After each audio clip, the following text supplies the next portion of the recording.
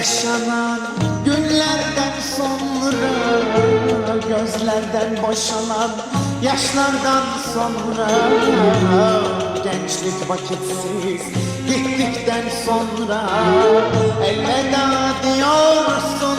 Söyle oğlum, bana diyeceğim son sözün bu. Bunca yıl yaşanan günlerden sonra, gözlerden boşalan yaşlardan sonra, gençlik vakitsiz geçtikten sonra elveda diyorsun. Söyle oğlum, bana diyeceğim son sözün bu.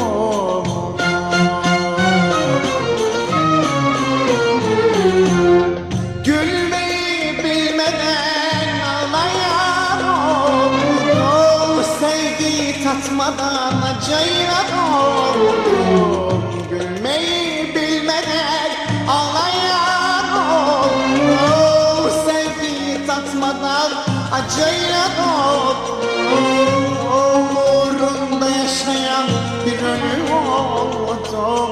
Elveda diyorsun. Söyle oğlum, bana diyeceğim son sözün bu.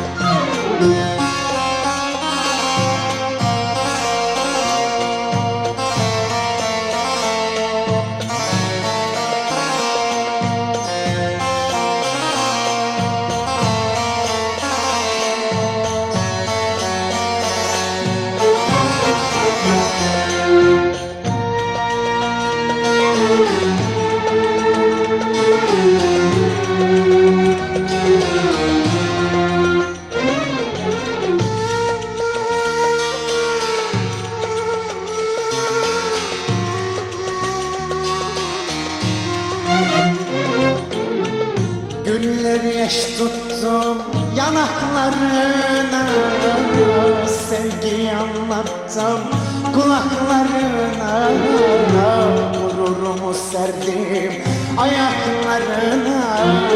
Elveda diyorsun. Söyle oğlum, bana diyeceğim son sözün bu. Güller yaş tuttum yanaklarına, sevgiyi anlattım kulaklarına, gururumu serdim ayaklarına. Elveda diyorsun. Söyle oğlum, bana diyeceğim son sözün bu.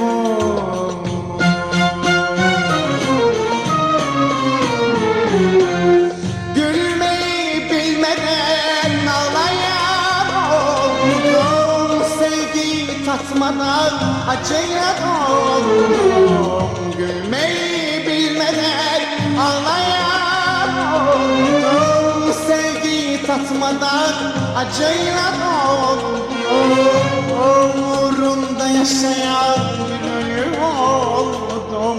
Elveda diyorsun. Söyle oğlum, bana diyeceğim son sözü bu.